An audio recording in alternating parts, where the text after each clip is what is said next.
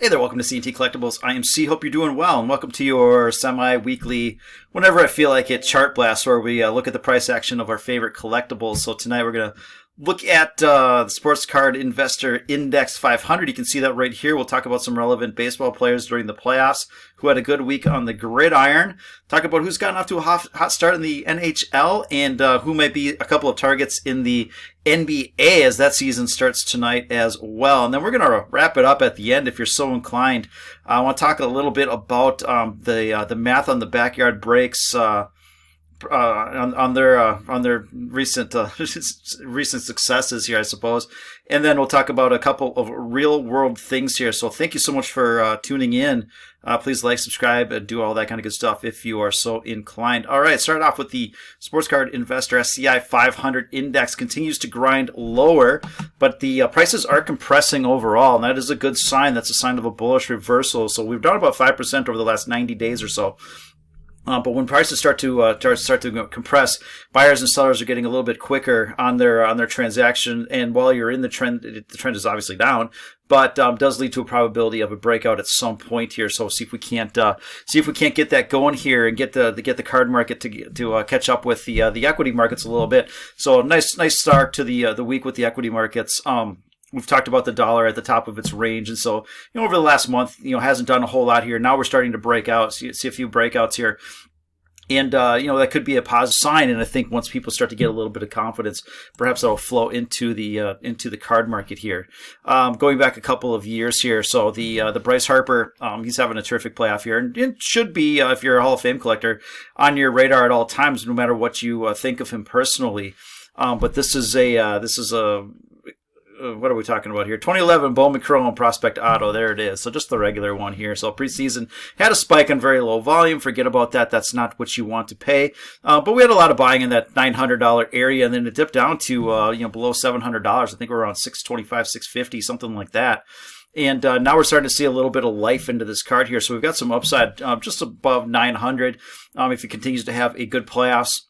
And if it does leak below into that, call it that $700 area or whatever this is, it's a rising trend line, so that number with time will change. It's kind of a one-off, so just throw offers or whatever here. But a nice consolidation here, so we'll see which way it wants to go someday here. But again, there's a little bit of meat on the bone. A breakout with some volume would be a good indicator here. But again, he's really relevant right now, having a nice playoff, and perhaps this is one you just want to watch and pick up in the off season. But it seems like a pretty good price for a reasonable price, at least for a Bowman first autograph for a first tier Hall of Fame type guy here. Aaron Judge, his 2013 Bowman draft Chrome Prospect Auto as well. We were talking about this one in the preseason and missed on it a few times here. It was a pretty inexpensive card on a relative basis, but once he started putting up numbers that would ultimately become top 2 or 3 all-time season for clean players, then his cards really took off. And we've seen these parabolic spikes before. We don't want any part of them, but they are fun to watch, and lessons are to be learned from there. And I would suspect that at some point it does return to that slightly above $1,000 level. But there is buying here, so you could have some fits and starts here. Yankees just advanced to the division series, to the championship series, excuse me.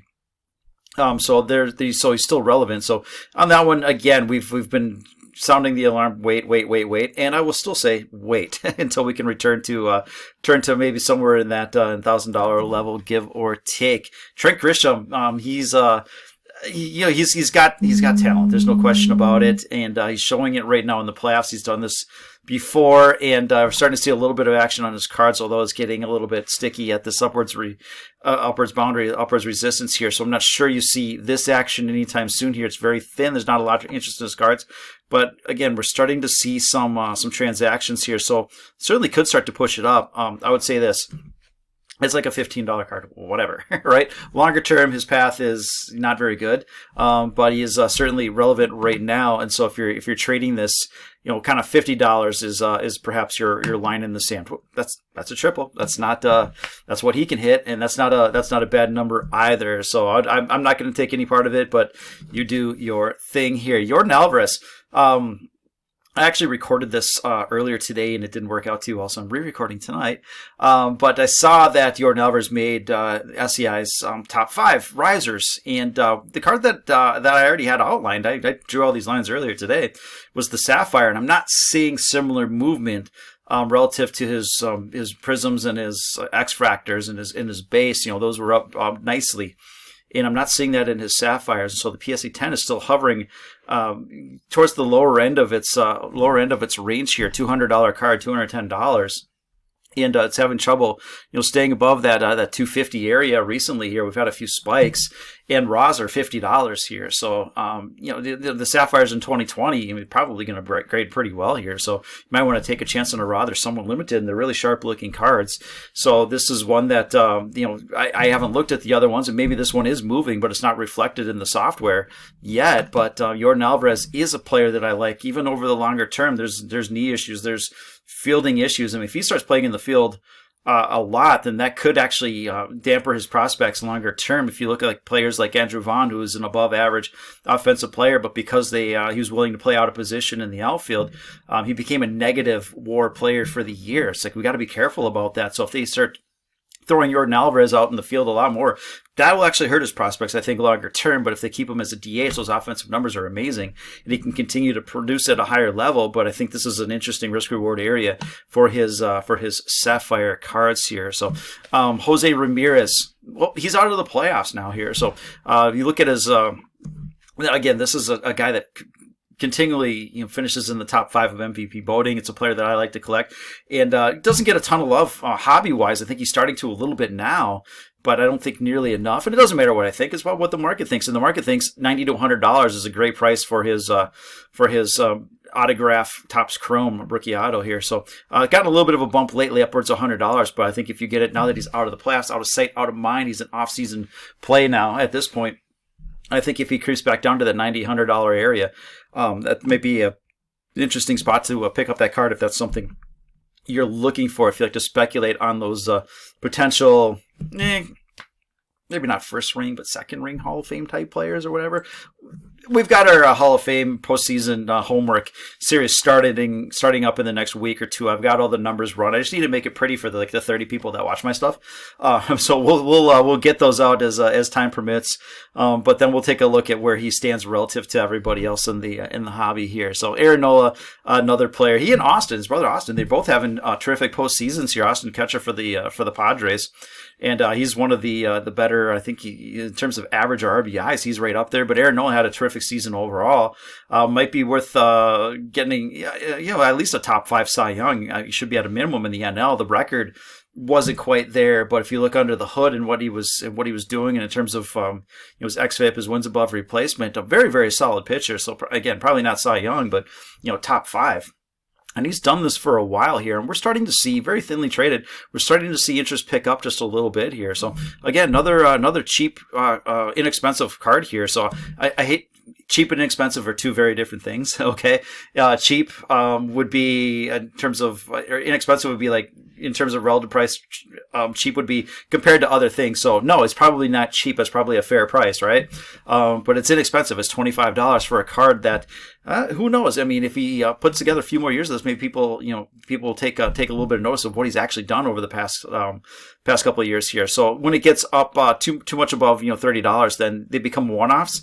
So kind of be careful. We want to see more volume to really keep this thing going here. But again, it's starting to show that just a little bit. Maybe a bit of an interesting pickup. And Garrett Cole, I think this might be the last one for baseball, but Garrett Cole has been really a terrific player for a while. Obviously, with Pittsburgh, Houston, and now the Yankees front and center, is going to continue to get some run here.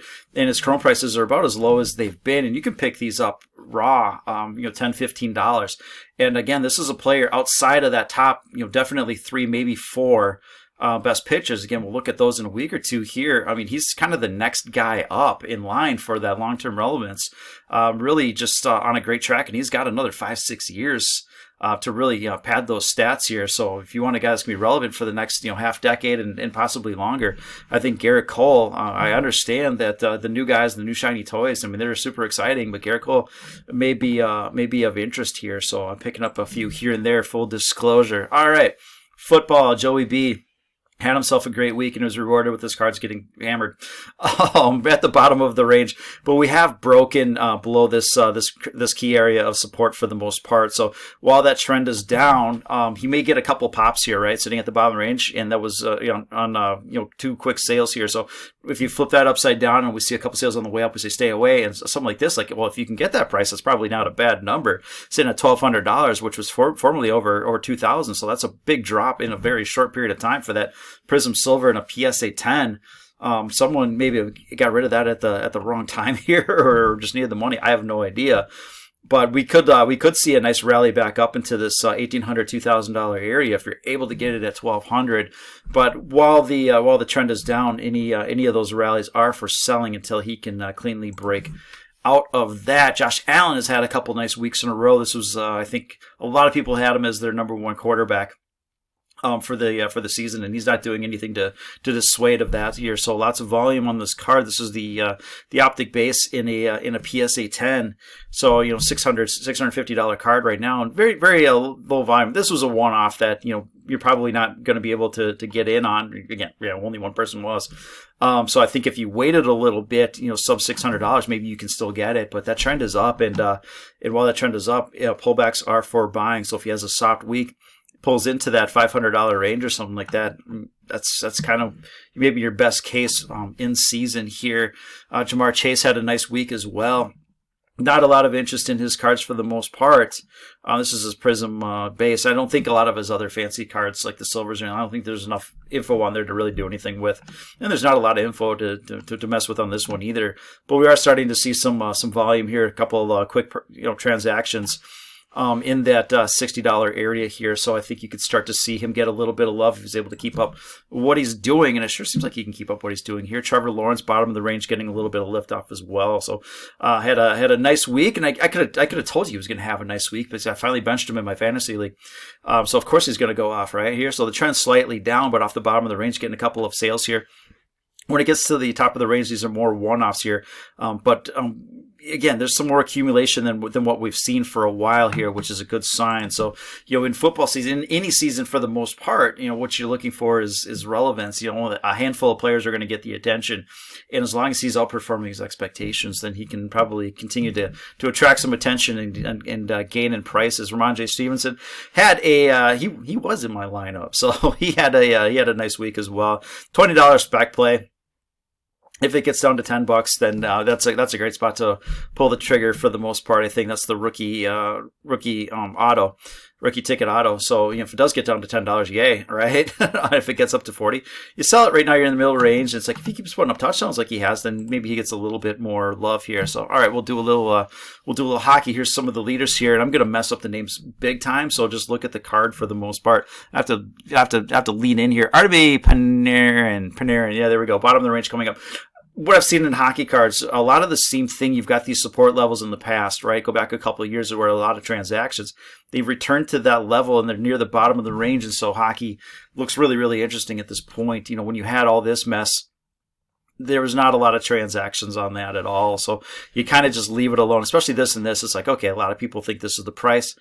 One person thinks that's the price. Let's see who's right. It's going to be the market, right? So, but here's a lot of transactions. We're back in that area again, and there's still enough people here that's sold, and they're like, gosh, if it ever gets back down to this level, yeah, I'll buy again. We're back to that level here. So, looks like a lot of these are pretty interesting. This one, not a lot going on here, but Mika Zibanejad or whatever, also one of your points leaders so far, but coming into an area of support, very thinly traded.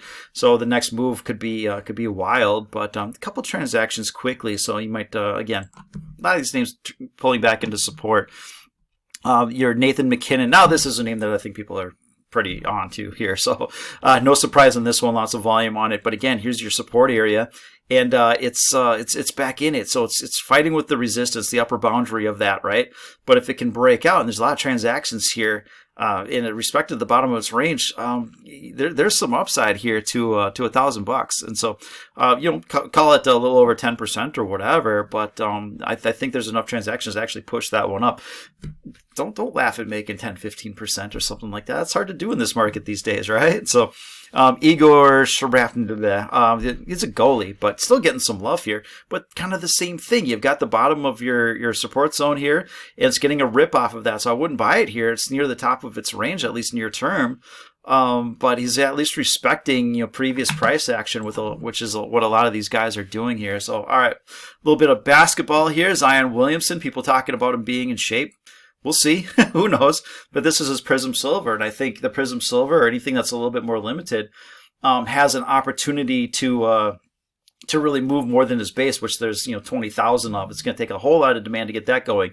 So we'll look at some of the other ones that it doesn't take nearly as much to get those cards going, and he's consolidating for the most part. People are just there's a lot of action here, but people I think are just waiting to see is it true? Is he ready to go this season? We'll see how that plays out. But $1,500, you want to manage your risk carefully on this one. So breaking this channel to the downside, you want out, and upside, it's like there's money to be made. It'll probably be a grind upwards. You won't see spikes for the most part. I mean, you could. It only takes one person to do that, right? But right now it's kind of a holding pattern. So again, manage your risk appropriately.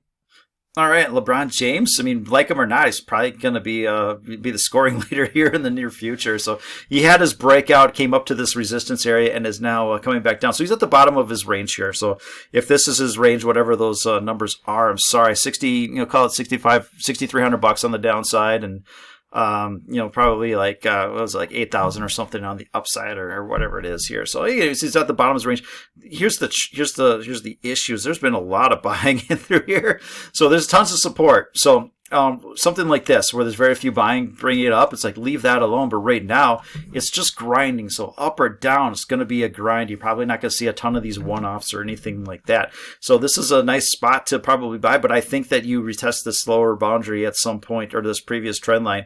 And so I think you do see a bit of a pop here. So I think a little bit of patience may be in order, but on the retest, LeBron is potentially a buy, I suppose. Here, technically, if it plays how it should be boom, and then back up into this range or something like that. So again, probably other better plays out there, but if you're looking for LeBron at this point, start looking a little bit harder and be ready to maybe pull the trigger here. Ant-Man for my Timberwolves here. So downtrend, and now you've got a giant consolidation, and you're nearer to the bottom of that range. And anytime the price dips too much further than where we're at here, it gets picked up pretty quickly, and there's a lot of transactions here. So I think people are ready for him to have a great year with a bunch of 7-footers. And one of them even plays inside this year. So, hey, that's a big deal here. So they're looking for him to maybe take the next level, and seems like a decent area. That's those silvers. They're nice and everything like that, but if you're speculating, there's probably better ways to play this. This is more of a buy, hold, and wait for him to really do something over the next couple of years here. And Giannis Antetokounmpo, trend is still down on this one here. So yeah. He had playoff pop, MVP pop, and then the breakdown. It's like just wait. And then again, he's been slowly grinding down. A lot of volume on this one here and respecting the range here. So at some point, likely to break out. But while you're in this, the trend is still down. So on this one, sit, watch, wait, and wait for the breakout in this one, or it's something towards the bottom of the range, maybe some new lows. Kind of the same thing here, where there's a ton of buying in the past, and so there's not this really clean reference point where we can say, this is your support zone where you really want to buy it or anything like that. So this is just down until it isn't, I think, for the most part. All right, so now I want to talk a little bit about the math behind what are the chances that backyard breaks are pulling all this stuff. And this isn't just, I'm not accusing or doing anything like that. I think Sports Card Radio is doing a great job covering this and getting all they can out of this one. I kind of dig their current theory where it's like someone's on the, Panini's on their way out, they know it, and they're just having some fun loading up boxes and sending them to one person. Because, you can't buy this, you can buy this kind of publicity because they are buying it with, high-end cards. It doesn't cost them much, but they're having a lot of fun with this right now. So I love putting on the tinfoil hat for the most part here. So let's look at some probabilities and then convert them into some math that we can do. And really what I want out of this is, am I on the right track? So you math gurus out there that see this, am I thinking about this the right way? And if not, what is the way to approach this kind of thing here? So I'm hoping to learn something out of it. So don't look to me as like, hey, this is the definitive answer or anything like that, because I'm not going to use the actual numbers. I don't think we have them. But I just want to walk through my thought process on why this is, just statistically not really possible. And if I'm thinking about it wrong, I would love to hear why, because I would like to learn more. I'm not the math guru guy or anything like that. So we've got our decimal points here. So 1 in 10 chance, 0.1. So we've got our tens, our hundredths, and our thousands place here. And so what I want to do is just kind of figure out what's the chance of this actually happening here. So if someone has a 50% probability of doing something, right, hitting a shot, making a 3-foot putt, whatever it is, express it obviously as 0.5. A 70% probability is 0.7. And independently, if you have if you're supposed to make, if you're a 50% putter from 5 feet, right? You give you 10 putts, you're supposed to make 5 of them, right? And over time, those can change or anything like that. But each time you make it, if you make 6, 7, 8, 9 in a row, your chances of making the next one, it doesn't change. Your probability, just it stays at the 0.5, right? You do it long enough, then we change your probability, right? But for what we're talking about here, those probabilities independently don't change. Now, if you have call it a guy that's 50% free throw shooter and a person that's a 70% free throw shooter, what are the chances of them both making any one free throw? You take 0.5 times 0.7 and you've got 35% basically is how that works out. And so, they still independently have a 50% chance or a 70% chance, but if both of them are going to make it at the same time, then there's enough, variable in there that, the odds of both of them happening are always going to be lower. In this case, the math would say 35%. All right, so let's take those numbers and let's just start applying them to like pack odds or something like that. And what I want to kind of point out here is, what are the odds? I don't know what the odds are. These are just kind of generic numbers. I don't know. If you're looking for a 1 of 1 Cade Cunningham, the odds are 1, and then you need to know how many boxes or packs. If it's 1 in every 124,000 packs, and then your odds are really, really different than if you're looking for a 1 of 1 of 200 different players, and your odds are 1 in every 1,000 packs or whatever it is or something like that. So it's the odds are even worse than what we're kind of going through here. So these are just round numbers. So we convert them into decimal points, but using what we just did, the probabilities of two things happening at once. If something's a 1 in 1,000 chance, and I think it was close to this, it was like a 1 in 5,000, 7,000, 19,000, something like that, 4,000 or something like that. So we'll just use these just to kind of get a feel of how the math is. Again, we don't know a couple of critical things. So say that up front. We don't know what the actual odds are, or maybe we do know that. I don't know that. I don't know it for this example, and I don't know how much they opened, which will also reduce their or increase their chances. Again, chance of each one is still 1 in whatever it is, 1 in 1,000. But as they open more packs, then there's fewer packs, and the odds reduce or whatever. So I'm not aware of that either. But just for example, just show you that this is crazy here. So. So if we take, what are the chances of opening, if you have 1,000, if you have 1,000 boxes of one product A and 7,000 boxes of product B, if I give you 1 of each, what are the chances of hitting the number 1 card, the specific card you're looking for in each of those boxes off of those 2 boxes?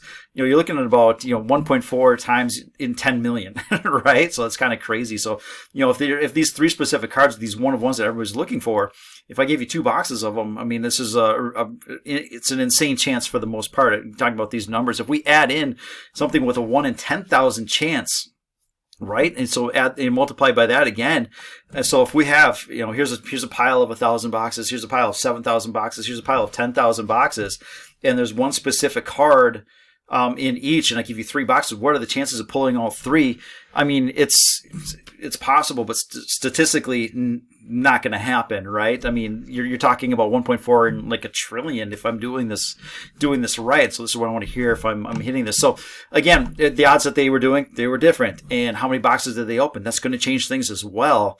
But I think they're probably somewhere in between this at least, and it's not really likely that they were able to do this without something happening. And I know there's been people that have talked about the process of how cards are packaged and the chain of command and all that kind of stuff, and they're like, this is just completely random. It's like, I don't know, man. But either way, it's just, I'm just more interested in the math part. Whatever goes on, it's like, all right, you know what? They brought something new to the table, took a shot. People, for better or worse, I mean, they're having a lot of eyes on them right now, and Panini saw that. And if they want to play games, it's like, who else are you going to go with? You're going to go out with someone who's kind of, this milquetoast just opening, or someone that gets eyeballs. And again, there's no such thing as bad publicity, right? So, all right, let's do some real world stuff and get out of here.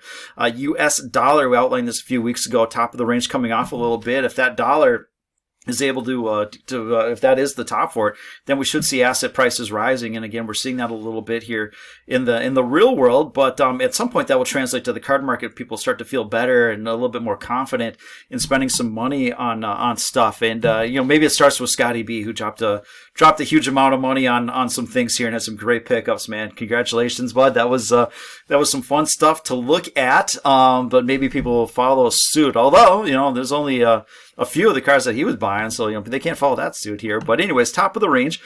We had the recession 2014-15, not really a recession, but it was a 20% market pullback. There's no question about it. Into 2017, it was a terrific year. I mean, there was no chance to get into the markets for the most part. You never had more than a 1% pullback, and the dollar was pulling back. And then 2020, you had the COVID deal or whatever, hedge funds blowing up is what it really was here.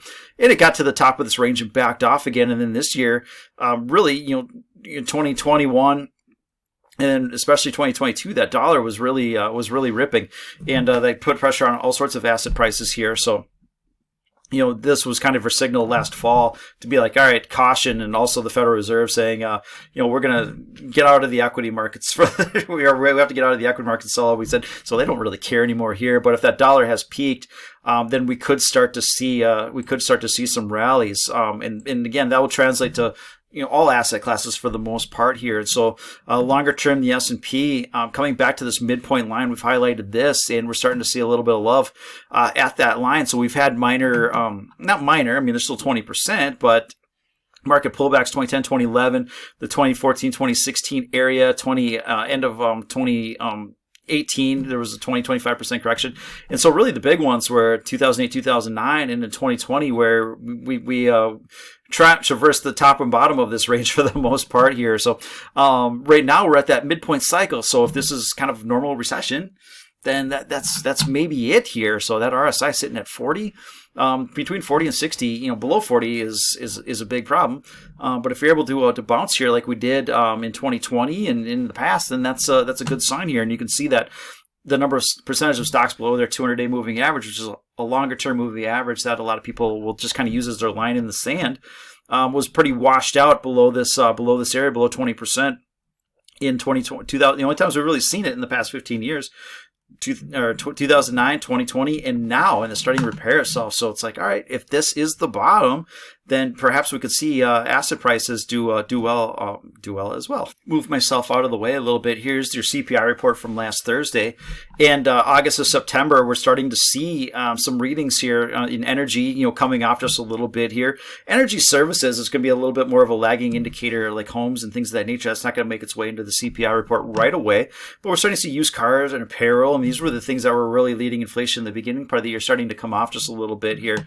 And some of the service sector things. Now, the way you want to look at inflation is what has it done over the past year. So if we look at September of last year, you can see those numbers are really, really big for the most part here. So inflation continues to grind up, but I still think it's peaked for the most part. So again, I'll go to my Apple example. If an apple costs you 50 cents and the next year it costs you $1, you've had 100% inflation.